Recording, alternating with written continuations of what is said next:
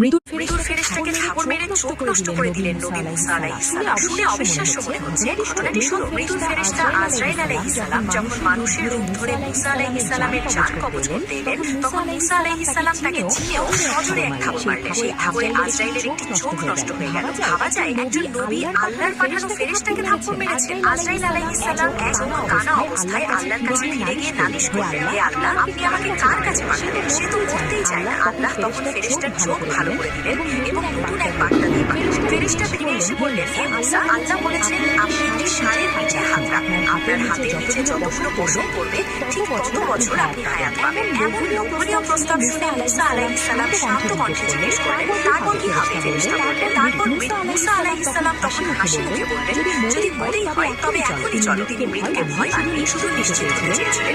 এটা কোনো সাধারণ মানুষের অনুপ্রবেশ নাকি স্বয়ং আল্লাহর নির্দেশ? ইসলামের ইতিহাসের এমন রোমাঞ্চ